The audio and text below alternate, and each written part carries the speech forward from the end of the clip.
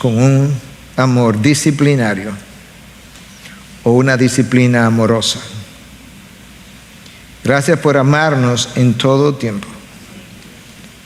Ayúdanos a recordar cómo es que tu amor nos debe transformar y cómo es que tu amor debe, como decía Pablo, producir en nosotros algo que él expresó como que el amor de Cristo me constriñe, me apremia, me obliga o me controla. Señor, yo quiero pedirte en el nombre de tu Hijo Jesús que tu amor controle nuestras vidas, verticalmente y horizontalmente. En Cristo Jesús te lo pedimos y su pueblo dice amén, amén. Bendiciones, hermanos. Buenas tardes ya a esta hora. Es bueno ver sus rostros, y sobre todo en un día como hoy, donde el mundo celebra el famoso, conocido Día de San Valentín, o Día del Amor, o Día de la Amistad.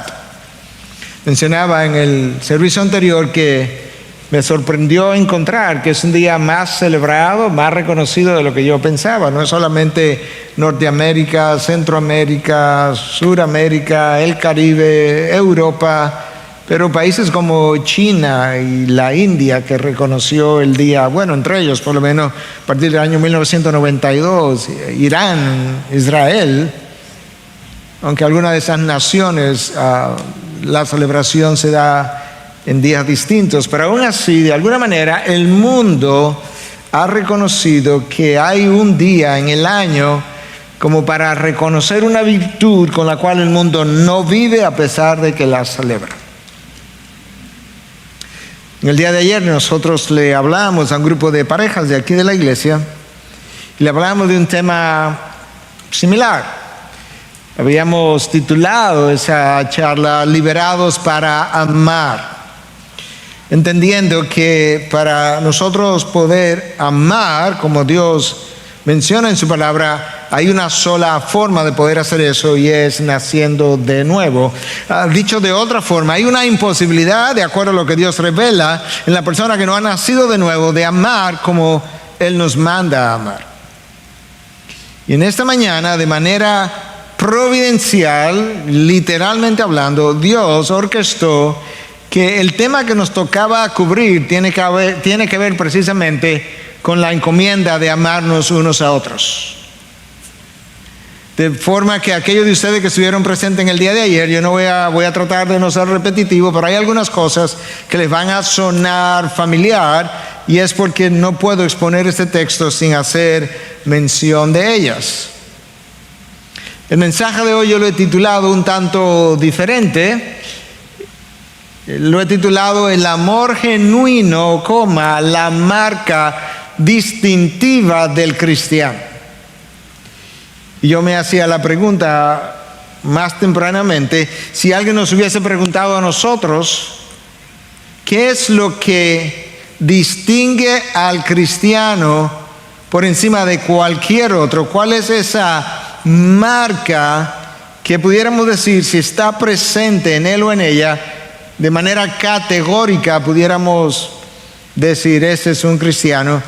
Yo dudo mucho que hubiésemos escogido el amor como esa marca.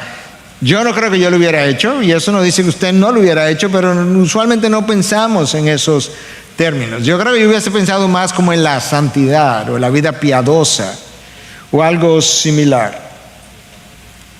Y a manera de ilustración, yo decía que algunas personas tienen alguna marca de nacimiento, que a veces es un lunar, a veces alguna otra mancha en la piel o alguna cicatriz fruto de alguna cirugía previa que se queda de tal forma que en ocasiones cuando alguien ha muerto en un accidente y no se tiene claro quién es, alguien ha podido decir, bueno, busca esa marca en tal sitio, que si está presente, ese es él o esa es ella. Y lo mismo se ha hecho eso a veces en fotografía de personas que se están buscando por algún delito, algún crimen, y se han hecho menciones de ese tipo. De esa misma forma, entonces, pudiéramos decir que en el cristiano, si hubiera algo que escudriñar, si hubiera algo que buscar en su vida, en su trayecto, de acuerdo a lo que la palabra revela, la marca que debiéramos estar buscando es el amor. De hecho, ese es un énfasis hecho a lo largo de toda la Biblia, con palabras distintas, palabras diferentes. De acuerdo al apóstol Juan, esta virtud es tan típica, tan característica, que él habla de que es imposible ser cristiano, no difícil, dice Juan, es imposible ser cristiano y no amar a tu hermano. Decir esas dos cosas, como que yo soy cristiano pero no amo a mi hermano, es una contradicción. Lamentablemente nosotros, los que vivimos en Occidente, hemos crecido acostumbrados a pensar en el amor como un sentimiento. Pero si tú revisas la palabra de manera detallada, el amor es más bien un estilo de vida, es una decisión, comienza con una decisión, se convierte en un estilo de vida y luego pudiéramos hablar de algún tipo de sentimiento humano, pero esa no es la manera como nosotros pensamos. Y es que la definición que Dios nos da del amor, la definición que aparecería en el diccionario de Dios, por así decirlo, es muy distinta a la definición que aparecería en cualquiera de los diccionarios humanos. Escucha cómo el apóstol Juan, en sus años 90, probablemente ya envejecido con la experiencia, la teología, la aplicación de lo aprendido, cómo él entiende que se da la relación Dios, yo, el amor, el otro. Escucha, 1 Juan 4:7. El amor es de Dios.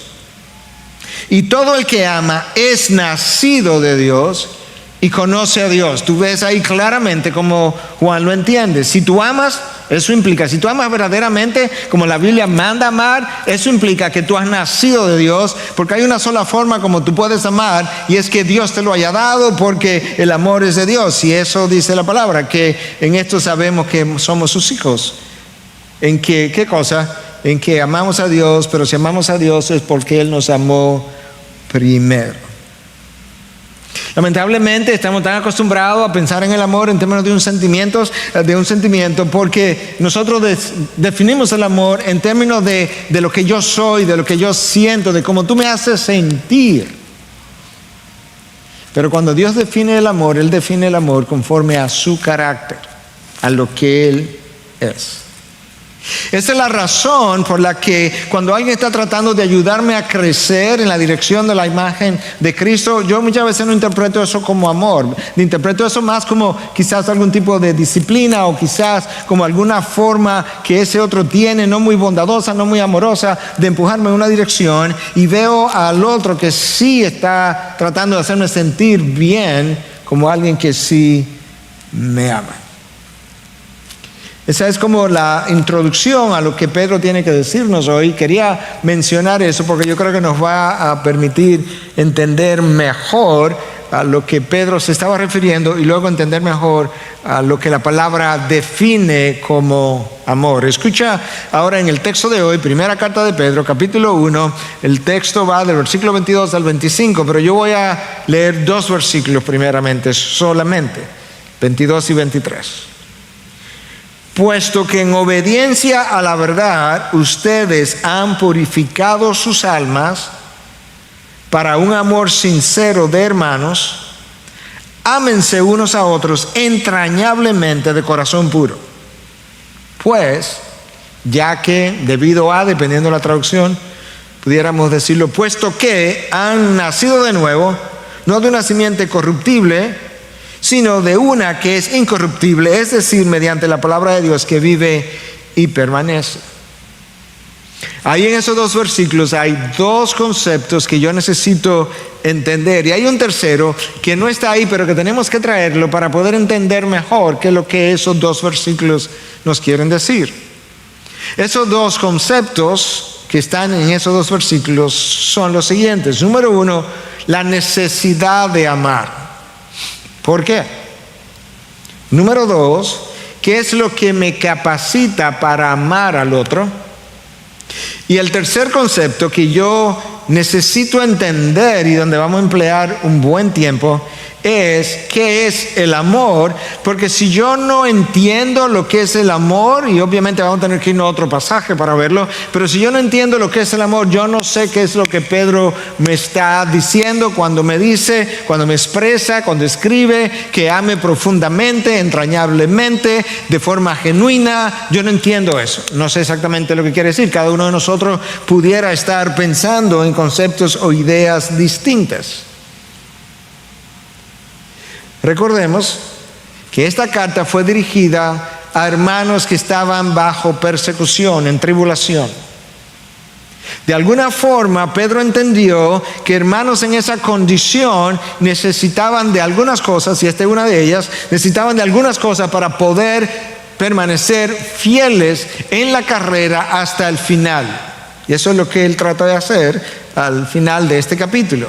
De hecho, él les da 7 imperativos de cosas o disposición de espíritu que ellos necesitan para mantenerse en la carrera fiel, siendo fieles a Dios. Yo te voy a resumir brevemente, a manera como de bullets, 6 de las 7 que ya cubrimos, para volver a leer la número 7 que está en el texto de hoy. Lo primero que Pedro le dice que ellos necesitan para poder pelear la buena batalla es preparen su entendimiento para la acción. Versículo 13, primera parte. Preparen su entendimiento para la acción.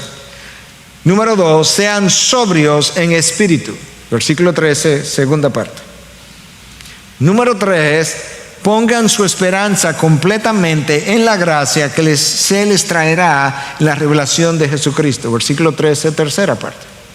Noten cómo estos verbos están todos en imperativos.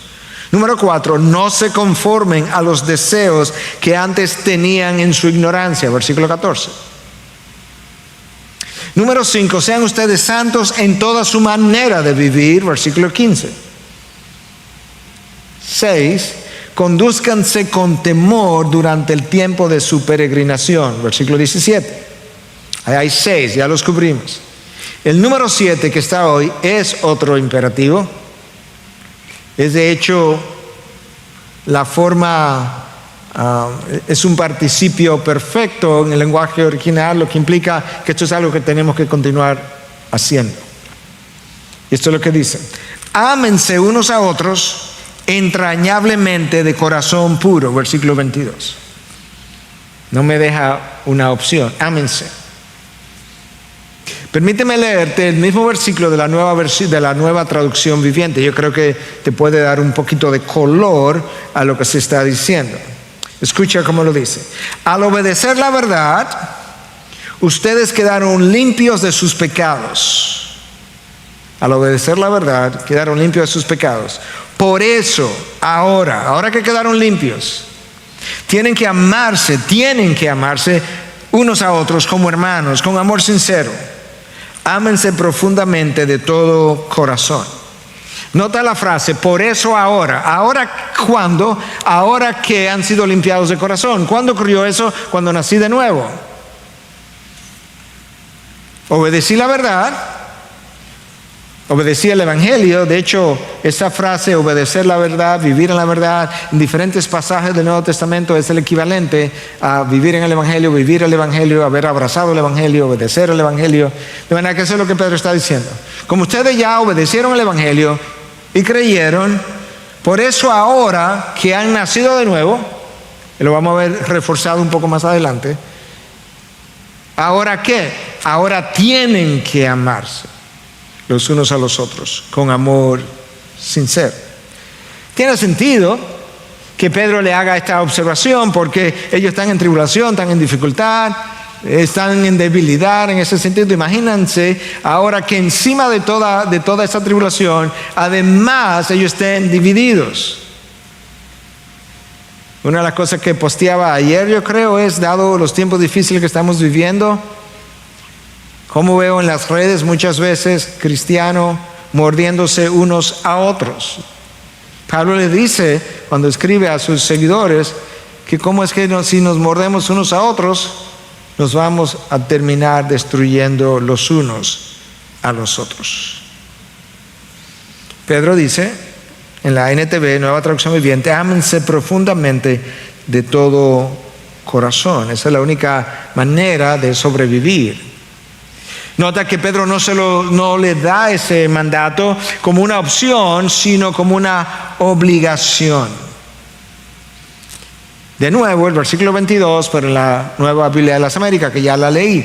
Al obedecer la verdad, ustedes quedaron limpios de sus pecados, por eso ahora tienen que amarse unos a otros como hermanos, con amor sincero. Ellos abrazaron el Evangelio, creyeron el Evangelio, nacieron de nuevo. Y por tanto la implicación del versículo es que cuando tú naces de nuevo, cuando tú eres una nueva criatura, se supone que tú amas al hermano. Y se supone, de acuerdo a lo que Juan revela en su primera carta, que si no has nacido de nuevo no puedes amar al hermano. Y que si digo que amo al hermano y que también que no amo al hermano y que no amándole soy cristiano, Juan dice, no, eso no es posible, eso no se da. Te voy a leer un poco más adelante, prontamente, lo que Juan dice. La razón por la que yo tengo que nacer de nuevo es porque el amor es de Dios. Y cuando yo nazco de nuevo, el Espíritu de Dios viene a morar en mí y Él es quien produce el amor en nosotros. Gálatas 5, 22, 23. El fruto del Espíritu es amor, gozo. Es el fruto del Espíritu. De manera que eso es coincidente, coincide, congruente con lo que Pablo dice, Pedro dice, ambos apóstoles. Lamentablemente, yo también necesito entender algo que hablábamos ayer. El pecado en nosotros, primero, antes de venir a Cristo, nos impide amar y nos impide ser amados correctamente. Pero aún después de venir a Cristo, el pecado remanente en nosotros impide que podamos amar de manera entrañable, sincera, genuina. Porque el pecado nos hace egocéntricos y personas egocéntricas no pueden darse incondicionalmente. Esa es una realidad. Y de la misma forma también el egocentrismo nuestro no nos permite ser amados por otros en retorno, porque muchas veces la manera como mi esposa me ama en retorno o no es apreciada por mí, o no la veo, o no creo que es suficiente, o la malinterpreté y pensé que había hecho una acción simplemente porque yo había hecho una previa. Y tú puedes ver entonces que todas estas formas pecaminosas de pensar, de actuar, de reaccionar, no solamente que no me permiten amar al otro incondicionalmente, no me permiten ser amado de regreso. Pero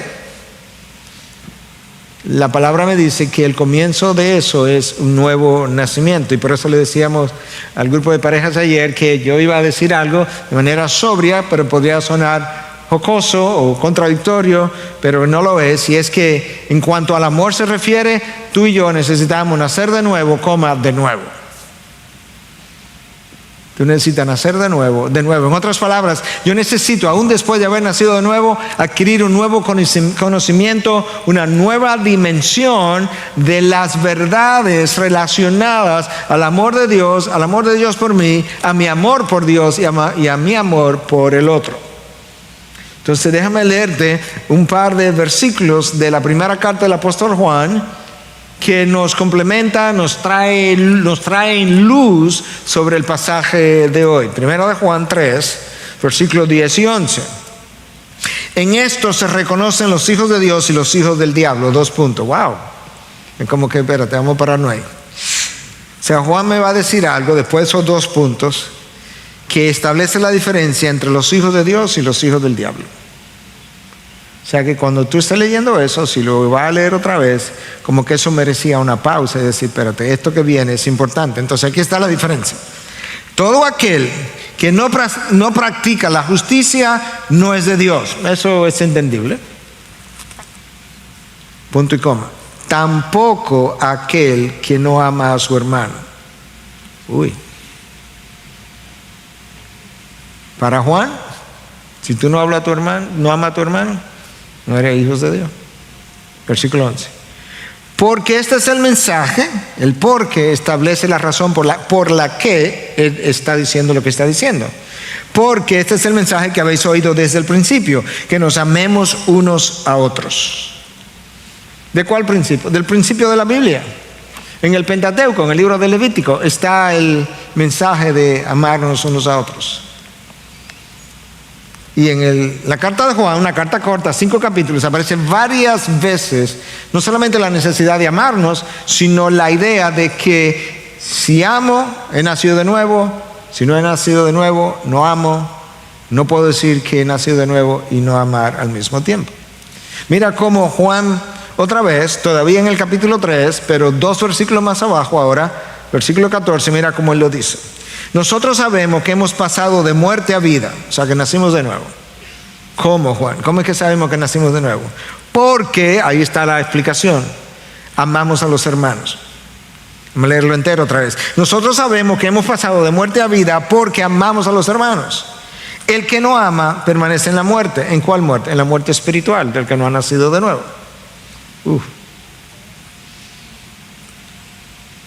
D.L. Moody, fundador del Instituto Moody, lo decía de esta manera: tú puedes ser un buen médico sin amar a tus pacientes. Tú puedes ser un buen abogado sin amar a tus clientes. Tú puedes ser un buen geólogo sin amar la ciencia. Lo que tú no puedes ser es un buen cristiano y no amar. Pedro dice, no, Moody, te equivocaste. Tú ni siquiera puedes ser cristiano, no un buen cristiano, no cristiano, punto, sin amar. Por eso que el texto de hoy dice, ustedes tienen que amarse unos a otros como hermanos, con amor sincero. Pero él dice, ¿por qué? Porque ya fueron limpios de sus pecados. Ya fueron libertados, las amarras fueron soltadas. Y fueron perdonados y salvados por amor. Por tanto, tú debes entender en qué es que consiste ese amor. Ve y practica lo mismo de manera horizontal, que ya lo recibiste de manera vertical. Entonces yo necesito ahora entender cómo es que la Biblia define el amor. Hemos dicho siempre que la Biblia interpreta la Biblia. Entonces no puedo ir a un diccionario a buscar qué es lo que significa el amor, aunque a veces es bueno hacer eso y yo lo hago con cierta frecuencia. Pero si queremos saber exactamente qué es lo que la Biblia dice, la Biblia interpreta la Biblia. Entonces, como la Biblia interpreta la Biblia, yo necesito entender lo que es el amor para saber qué es lo que Pedro significa cuando escribe que yo debo amar de corazón puro, de acuerdo a la Nueva Biblia de las Américas, NBLA. Con amor sincero, NBLA. De forma entrañable, en la NBLA. O con amor sincero, la NTV, Nueva Traducción Viviente. Profundamente, en la NTV. De todo corazón, en la NTV. Entonces la característica aquí, o mejor dicho, lo que yo necesito saber ahora es qué es lo que la palabra define como amor para interpretar las dos verdades que yo le mencioné que están en este texto. Una, la necesidad de amar, y la otra verdad que dijimos que estaba en este texto es que para tú amar, tú tienes que nacer de nuevo. Ya que has nacido de nuevo, tienen que amarse unos a otros. Dios define el amor, como dijimos, conforme a su carácter. Cuando una persona exige lo que quiere, cuando quiere, cómo lo quiere, eso no es amor. Yo creo que eso es fácil de ver. El amor no demanda, tanto amó Dios al mundo que demandó que se sometieran a Él. No, Dios te pide que te sometas a Él, pero Cristo redefinió la obediencia relacionada al amor. Si me amas, obedeceré mis mandamientos. Cristo no dice, si me temes, si temes mi disciplina, si temes mis consecuencias, si temes la manera como yo juzgo, ten cuidado porque yo soy un juez severo. No, Él dice, si tú me amas, la conexión entre el sometimiento y lo que está hablando Pedro ahora, la conexión es el amor. Si tú me amas, tú obedeces mi mandamiento. Tanto amó Dios al mundo que dio. El amor del que la palabra habla, el amor ágape, incondicional. Pedro menciona dos palabras distintas en un par de versículos. Una es el amor filial, fileo, de ahí viene el nombre de Filadelfia, de la ciudad de Filadelfia. Eso es lo que el nombre de la ciudad significa, como ese amor fraternal. Y luego la otra palabra es ágape o amor incondicional. Las dos están ahí en el texto de Pedro. De manera que cuando un hermano verdaderamente ama al otro, él no le hace demandas. Las demandas hablan más de mi egocentrismo que del otro. Pero nosotros intentamos sentirnos seguros y hacemos estas demandas como una forma de decir, ven y asegúrame, ven y asegúrame, ven y asegúrame en mis inseguridades. Y yo creo que eso se ve más claramente en el ámbito del matrimonio, pero no exclusivamente. El amor da, y ese amor que da es un amor que evita quitarle al otro. Puede ser, evita quitarle su gozo, su libertad. Evita quitarle al otro algo de su caminar cristiano. Evita herir al otro, perjudicar al otro, aprovecharse del otro o dañar al otro.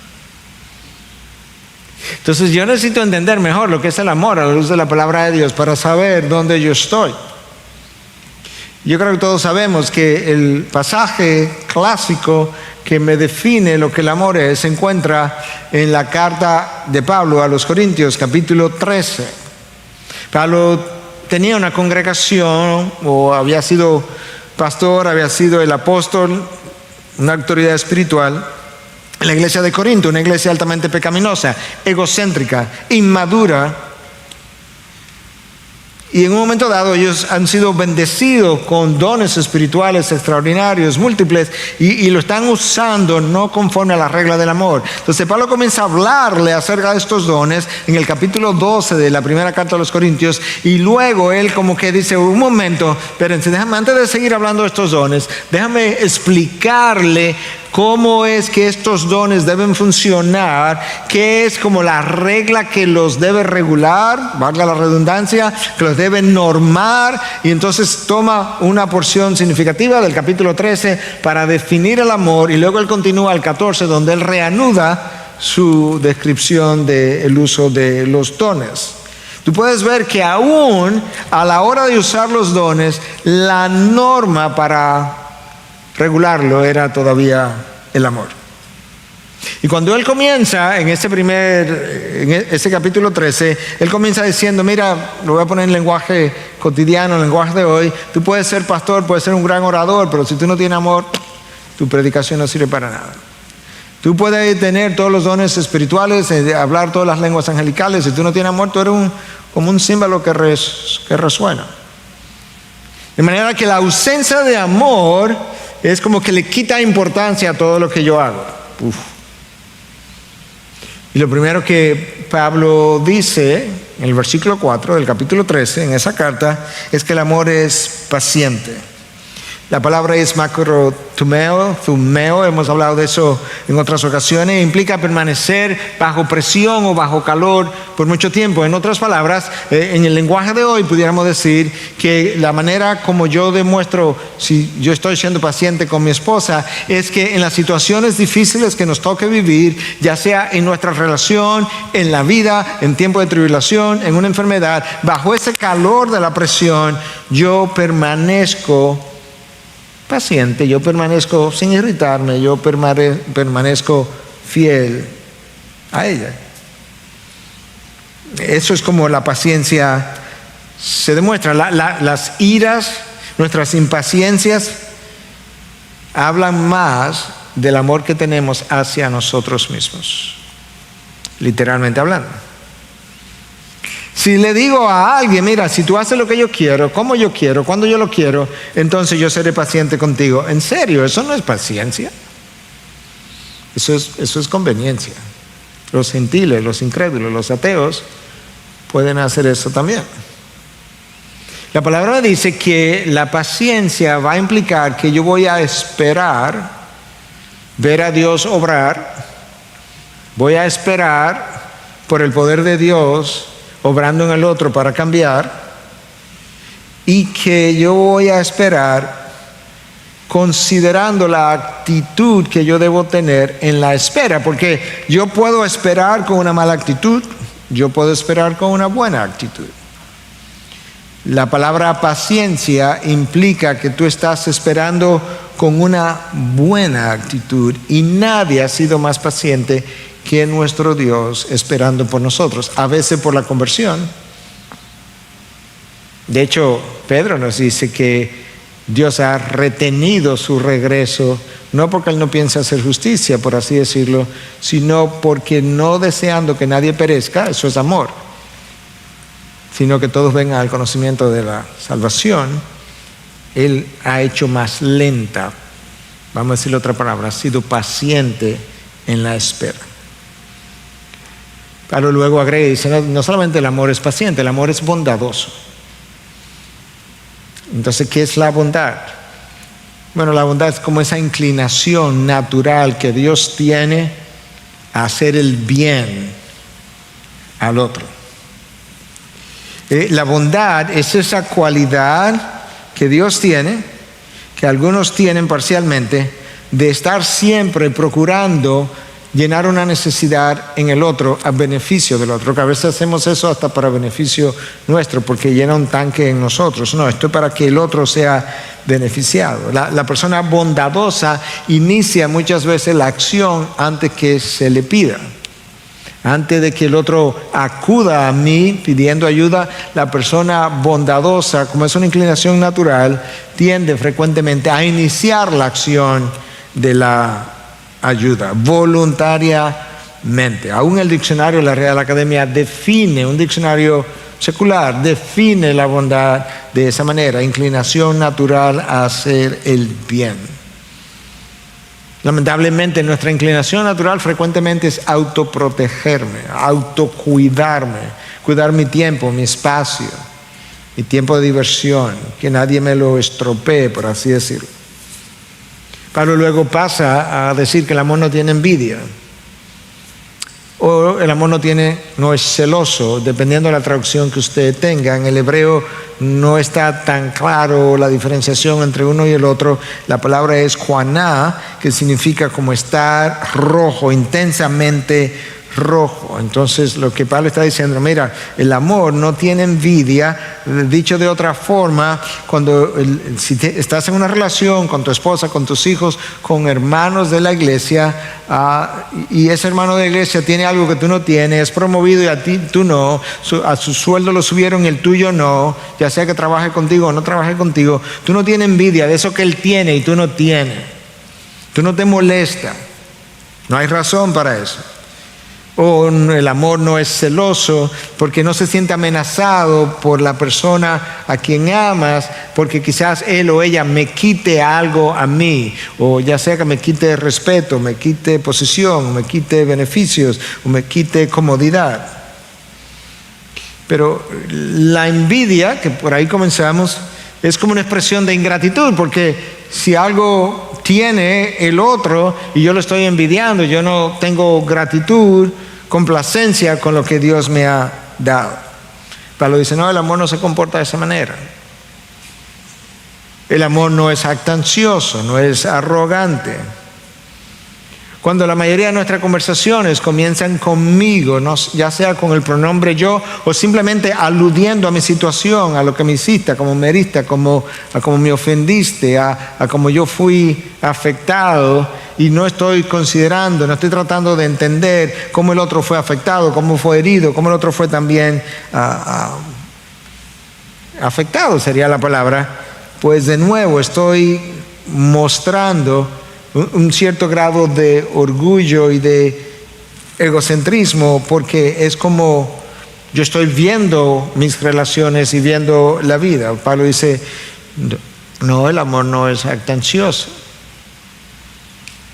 El esposo jactancioso decía esta mañana que lo iba a usar al esposo simplemente para incriminar a mi género y no al género femenino. El esposo jactancioso siempre tiene una opinión, independientemente de lo que la esposa esté hablando. Él siempre quiere tener la última palabra. Él siempre sabe qué hacer, aunque él no sepa de lo que están hablando. Como decíamos esta mañana, la diferencia entre la persona sabia y la persona necia, el sabio siempre tiene algo que decir, pero el necio siempre tiene que decir algo.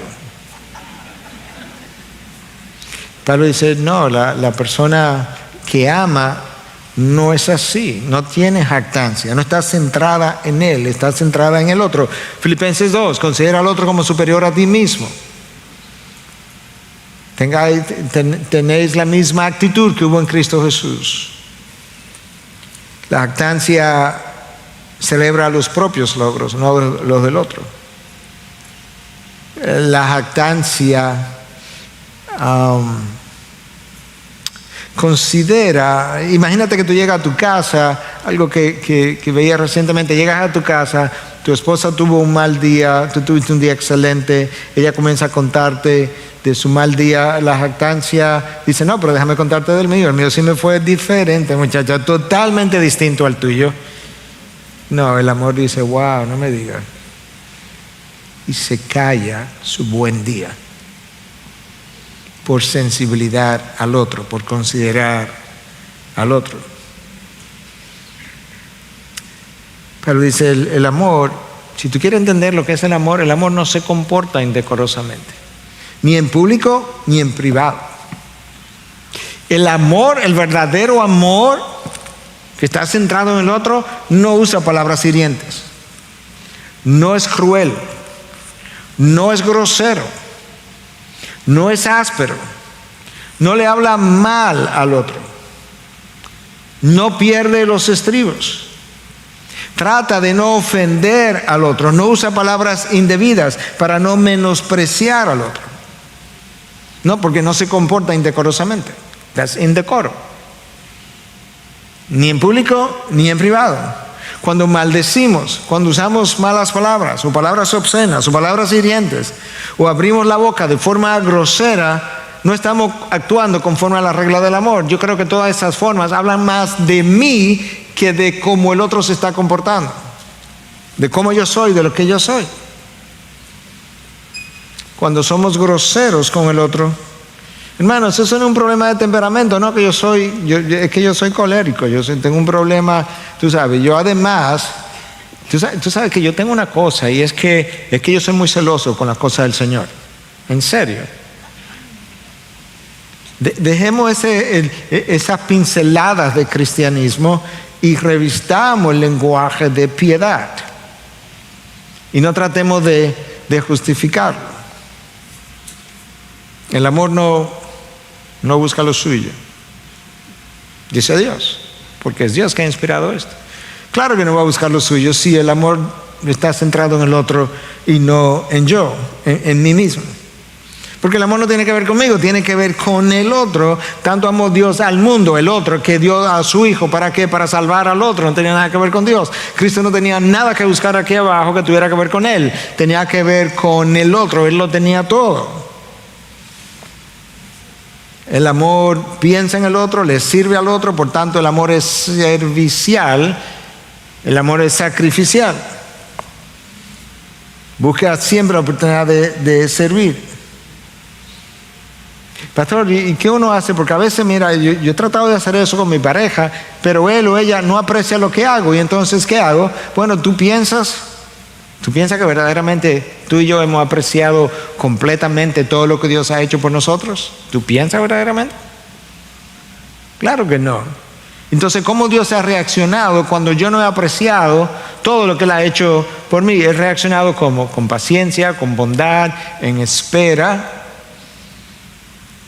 Bueno, entonces, ¿qué hago cuando mi cónyuge no aprecia lo que yo hago? Tú esperas como Dios ha esperado y está esperando por ti y contigo. Porque Cristo nos dice que nosotros, literalmente, de salido de sus labios, ámense unos a otros como yo os he amado.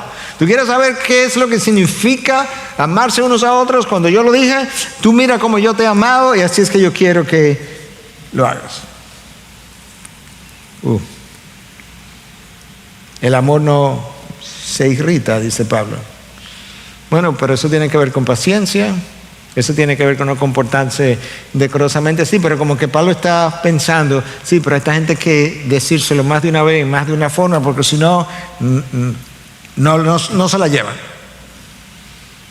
No se irrita. La facilidad con la que nosotros nos irritamos con alguien habla de mi falta de amor. La facilidad con la que un médico se irrita con sus pacientes habla de su falta de amor. La facilidad con la que un adulto se irrita con los niños habla de su falta de amor. La enorme paciencia que la gente tiene con perros, gatos y otros tipos de animales habla de que ellos aman a los animales. Entonces ahora por eso Pablo está diciendo, la irritación fácil manifiesta nuestra falta de paciencia, y el amor es paciente, por tanto la falta de amor. Tú puedes ver que Pablo está definiendo el amor no en términos de un sentimiento, está definiendo el amor en términos de una decisión que yo hago. De hecho, todas esas palabras en el lenguaje original, en el griego del Nuevo Testamento, son verbos, en términos de una decisión que yo hago y de un estilo de vida, de una forma como yo he decidido vivir. El amor no toma en cuenta el mal recibido, dice Pablo. Oye lo que él está diciendo. Pablo no dijo, el amor no se hiere. Claro que yo puedo amar y herirme. Cristo fue herido hasta el punto de llorar. Se entristeció por Jerusalén. El amor que Pablo está hablando, cuando dice que el amor no toma en cuenta el mal recibido, no está diciendo que no se acuerda lo que hicieron ayer o en un año. Claro que no vamos a acordar, a menos que hayamos desarrollado falta de memoria. Claro que no vamos a acordar, pero cuando dice que no toma en cuenta el mal recibido, es en este sentido, como Pablo lo usa cuando escribe a los Corintios, capítulo 5, versículo 19, y dice que Dios estaba en Cristo, no tomando en cuenta a los hombres sus transgresiones. Entonces, cuando no le tomó en cuenta sus transgresiones, ¿qué hizo? Le envió a mi hijo. Si le hubiera tomado en cuenta sus transgresiones, no le envió a nadie, ni un ángel. Pero le envié a mi hijo porque lo que hice fue como que, sabiendo lo que estaba ahí, le pasé por alto e hice conforme a mi carácter. Mi amor, mi benevolencia me movió a querer salvarlos. Entonces, cuando me pide que no tome en cuenta el mal recibido, es que no esté mirando hacia atrás, mira hacia adelante. Que no me vuelva histórico en revisar lo que pasó en el pasado. Tú estás en el presente, te mueve hacia adelante. A eso es que se está refiriendo. Tú reconoces lo que pasó, tú perdonas lo que pasó y tú esperas por lo que puede pasar en el futuro. El amor no se regocija de la injusticia, dice Pablo cuando va cerrando su definición. Por tanto, el amor ama estar en la verdad. El amor ama vivir en la verdad. Evita, como ama la verdad y vivir en verdad, evita todo mal o toda injusticia contra el otro. El amor se regocija en la verdad, no usa la verdad para latigar al otro. Pero hay una forma de tú expresar la verdad en amor. De hecho, hay una forma de amar que demanda el uso de la verdad. Entonces, la verdad yo no la uso para herir al otro, para enrostrarle algo al otro. La verdad es expresada bondadosamente. Tú amas a través de la verdad y tú expresas la verdad a través del amor. El verdadero amor implica que tú dices la verdad, aun cuando duela, pero sabe cómo decir la verdad. El verdadero amor no va, como yo la otra vez también dice, no, pero yo lo que le dije fue la verdad. Si se ofendió, el problema de él, yo le dije la verdad. No. El verdadero amor dice, yo tuve que decirle la verdad. Yo sé que le dolió y no me fue fácil, pero yo oré con él, oré con ella, le pedí a Dios que me diera gracia. Básicamente eso es.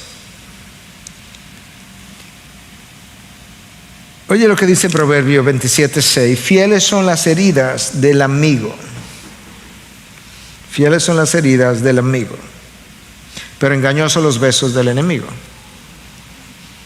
Tú estás oyendo lo que el autor de Proverbios está diciendo. que hay un amigo verdadero que te ama verdaderamente y que a veces te hiere, pero es una herida fiel. Y luego hay un enemigo que te llena de besos, que te hace sentir bien, pero no es tu amigo. Nosotros usualmente valoramos el amor conforme a cómo nos sentimos. Decía una frase que leí recientemente de Tim Keller, que el verdadero amigo te hiere para luego sanarte. Tiene la intencionalidad no de herirte, de sanarte, pero para sanarte tiene que decir algo que puede ser que te hiera, igual que el cirujano que te corta, pero para sanarte. Y visto así, entonces alguien pudiera decir, no, ¿sabes qué? Si tu intención no es mi sanación, no quiero tus heridas, no las necesito. Ahora, si tu intención es mi sanación, amigo, ven y hiérame. Amar implica decir la verdad sin destruir al otro, sin destruir su carácter, sin destruir su caminar, sin destruir su testimonio, sin destruir su fe, sin destruir sus emociones. Alguien decía que amar verdaderamente es dar al otro el poder de destruirte y confiar que no lo va a hacer. Piensa en eso por un momento. El amor verdadero, incondicional, se da al otro de tal manera que el otro conoce tanto de ti que él pudiera o ella pudiera destruirte. Pero tú has confiado en el amar al otro tanto, has confiado tanto en el otro que tú piensas, pero él o ella no lo va a hacer. Eso implica entonces que has amado incondicionalmente. Eso implica también que tú has confiado pensando que no te va a destruir. Pero para tú hacer eso, tú tienes que estar espiritualmente crecido y emocionalmente maduro. De lo contrario, jamás tú te vas a tomar esos riesgos. De manera que tú necesitas ambas cosas. El amor todo lo sufre, el amor todo lo cree. Bueno, cuando habla de todo lo sufre, y tiene que ver con paciencia. Todo lo cree, no es que voy a creer cada mentira que la persona amada me dice, claro que no, pero yo no voy a tener un amor desconfiado, pues no estoy hurgando continuamente detrás de la palabra de lo que me dijiste, de las intencionalidades. Yo estoy confiando que dentro de lo que es el entendimiento del amor, que tú también tienes buenas intenciones al hablarme, al decirme, y por el momento estoy creyendo. No, como decimos aquí, no le busco las 5 patas al gato. El amor todo lo espera, todo lo soporta.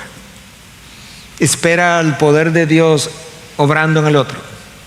Espera por promesa que quizás el otro hizo, que mañana mismo todavía no he podido cumplir, pero estoy esperando porque quizás más adelante él o ella podrá hacerlo. Tengo la paciencia para esperar. Visto así, tú puedes entender mejor las implicaciones de lo que Cristo dijo cuando le preguntaron que cuál era el más grande de todos los mandamientos. Él dijo, bueno, amarás al Señor tu Dios con todo tu corazón, toda tu alma, toda tu mente, toda tu fuerza. Y el segundo, pero no le preguntaron del segundo, preguntaron cuál era el mayor. Y él dice, no, pero yo te quiero dar la implicación del primero para que puedas ver la necesidad de nacer de nuevo. Y el segundo es semejante a esto, amarás a tu prójimo como a ti mismo. Implicación explicada por Juan claramente, no puedes hacer el segundo sin el primero. De hecho, Pablo le dice a los Gálatas que Dios nos llamó a libertad. Y luego le explica a los Gálatas, le dice que toda la Biblia, por así decirlo, se puede resumir en una sola palabra. Le dice que ame a tu hermano.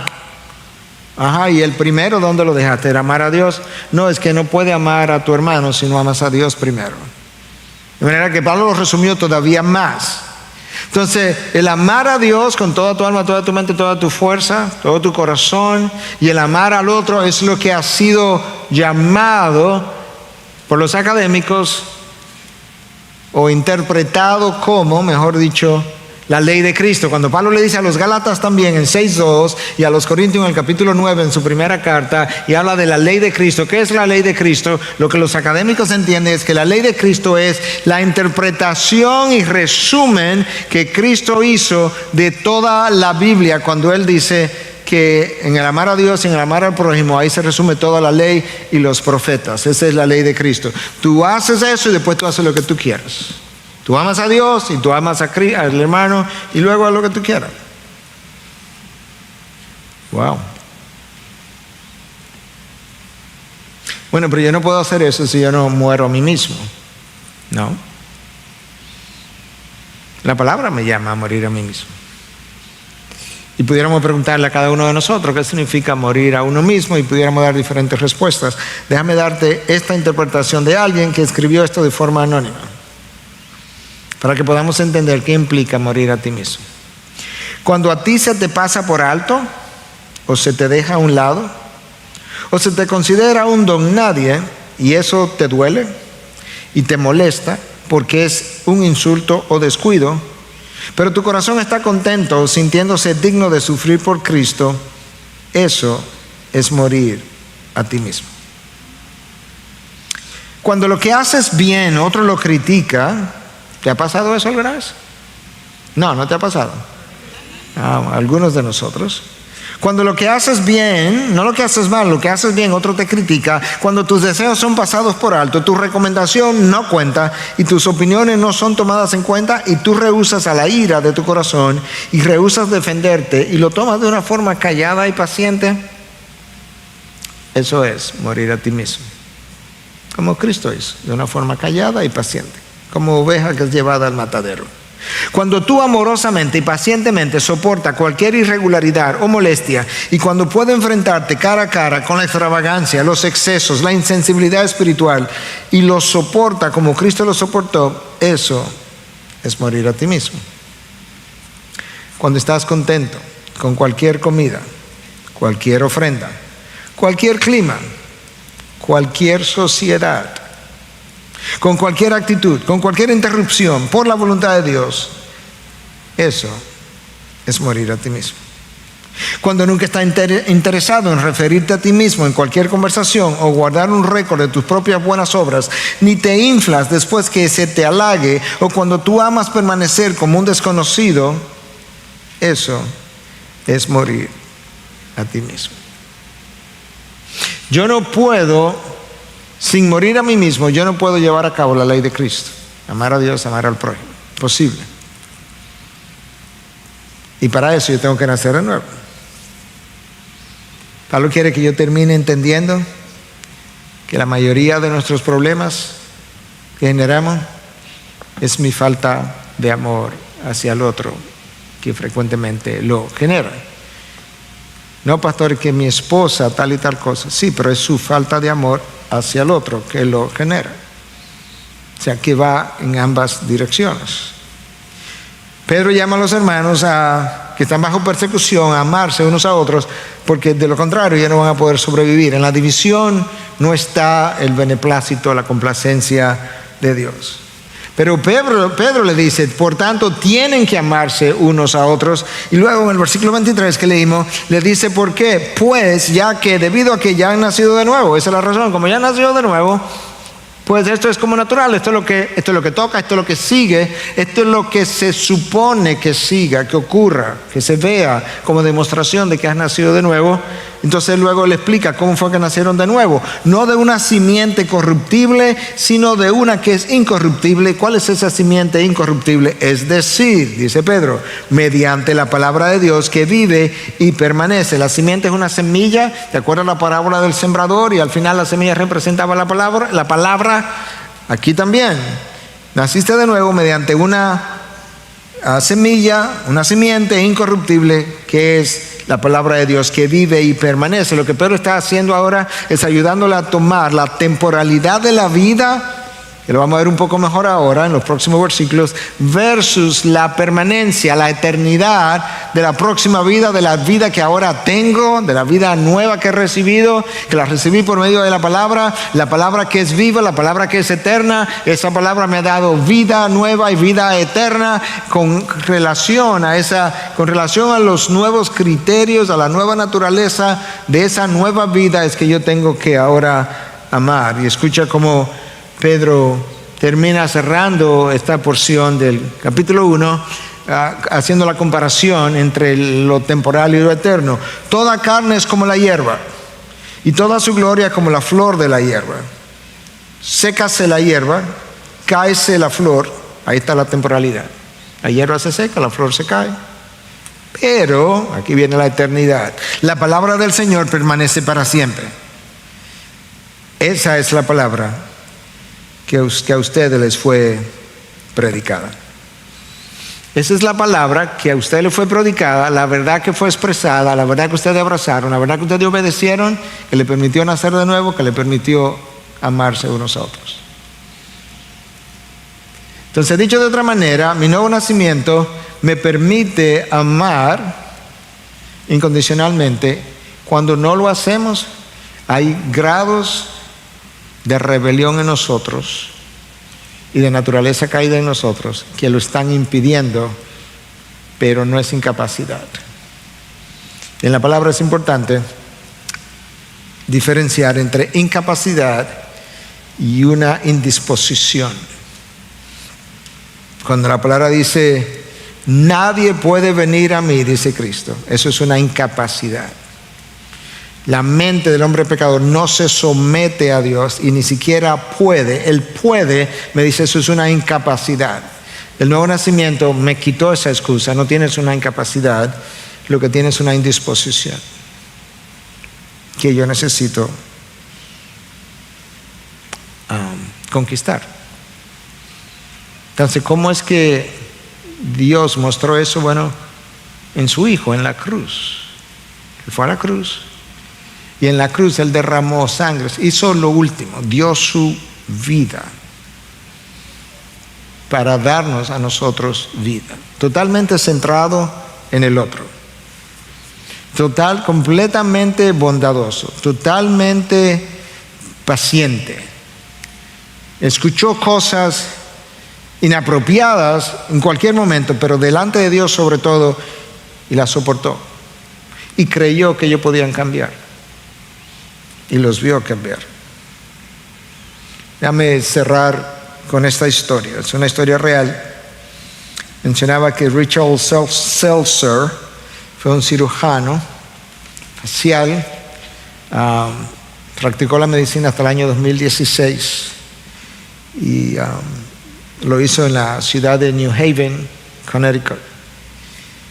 Y él escribió varios libros. De hecho, recibió un premio por esos libros escritos. Y en esos libros él habla de sus pacientes, de casos en particulares y cosas que él aprendió y cómo él creció. Uno de esos libros se llama Mortal Lessons, o Lecciones Mortales, lecciones aprendidas. Déjame resumirte parte de la historia. Aquí está. Él operó una mujer joven, casada, tenía un tumor en la cara. Y al operar tuvo obligatoriamente que seccionar una parte del nervio facial y ella quedó con una parálisis. Entonces ahora él está en la habitación de este lado de la cama, la esposa está de aquel lado de la cama, hay como una pequeña penumbra, no hay mucha luz. Él fue a visitarla después de la cirugía, contestar preguntas y demás. La boca quedó un poco torcida como fruto del nervio que tuvo que ser cortado. A pesar de que él siguió meticulosamente las líneas, los músculos, el trayecto del nervio. El esposo joven está allá al lado del otro lado y él incluso está como preguntándose como que quién es esta persona, en un sentido quizás existencial, no simplemente si es el esposo o no es la esposa. Y la paciente le pregunta al médico que si su boca se va a quedar así torcida de manera permanente. Y él le dice, Lamentablemente sí, porque el nervio fue seccionado. Él cuenta que la paciente como que sonríe, y yo no me imagino que fue una sonrisa de gozo, sino ese tipo de sonrisa que es como... Y el esposo que está del otro lado inmediatamente interrumpe, dice, a mí me gusta. I like it. It looks kind of cute. Luce como bonito. Y de repente el cirujano dice que él puede ver, como que él bajó la cabeza y no, es como tan íntimo el momento entre ellos que él está un poquito como intimidado, él baja la cabeza, baja la mirada, pero él puede ver como de repente el esposo dobla sus labios, tuerce sus labios para acomodarlos a los labios de ella y la besa para mostrarle que su beso todavía funcionaba. Cuando Cristo vino, Él no torció sus labios, Él torció su vida. Y cuando fue a la cruz, Él torció su cuerpo para ayudarnos a nosotros a entender que a pesar de lo torcido que estábamos, de lo pecaminoso que éramos, de lo no meritorios de gracia que éramos, Él estaba dispuesto a torcer su vida, a torcer su cuerpo, derramar sangre para perdonar mis pecados y mostrar que el sacrificio de la cruz todavía funcionaba para la redención del plan de Dios. Y Dios estaba en Cristo, reconciliando al mundo consigo mismo, no contando al hombre sus transgresiones, y nos ha dado a nosotros el misterio de la reconciliación, de manera que nosotros ahora podamos decir a los hombres, reconciliaos con Dios, que Dios pueda decir a los hombres por medio de nosotros, reconciliaos con Dios. Ese ministerio de la reconciliación lo tenemos nosotros, pero no lo podemos llevar a cabo de ninguna manera si nosotros no aprendemos a amar primero, amar a Dios y amar al prójimo en ese mismo orden, de manera que el mundo pueda saber que literalmente Dios envió al Hijo, el Hijo me salvó y ahora yo le represento, y que mi marca distintiva es el amor incondicional que viene de Dios, que hoy yo reflejo para la salvación de aquellos que Dios está persiguiendo a través de mí, a quien Él salvó primero, pero que ha continuado buscando de toda la forma posible, de manera que su esclavitud al pecado pueda ser vencida y ella también puedan ser liberados y puedan aprender a amar a Dios y a los hombres. Padre, gracias. Gracias por recordarnos lo que ha hecho en Cristo Jesús. Gracias por dejarnos ver que el amor verdadero no es lo que yo siento, no es lo que yo pienso, no es lo que yo defino, no es lo que yo ni siquiera quiero, es lo que tú eres. Dios es amor. Padre, nosotros te pedimos perdón por no saber amar, ni a ti ni a los hermanos. Te pedimos perdón por decidir selectivamente a quién amamos y a quién no. Por decidir selectivamente cómo amamos a uno y cómo amamos al otro. Por decidir selectivamente que voy a amar después que me amen. Por decidir selectivamente que si no me aman conforme a mi lenguaje del amor, no hay otro lenguaje que yo pueda interpretar como amoroso. Perdónanos por ver el mundo, amarte a ti, amar al otro, conforme a lo que yo entiendo, a lo que yo creo, no conforme a lo que tú has revelado, a lo que tú has mostrado y a como tú lo has hecho para conmigo. Gracias por salir detrás de mí en tu amor y no parar hasta que me encontraste y me salvaste. En Cristo Jesús. Amén. Gracias por acceder a este recurso. Espero que haya sido de gran bendición para tu vida. Te sugiero que te suscribas a este canal de forma que tú puedas recibir notificación la próxima vez que hayamos subido un nuevo recurso que pueda servirte de instrucción y bendición.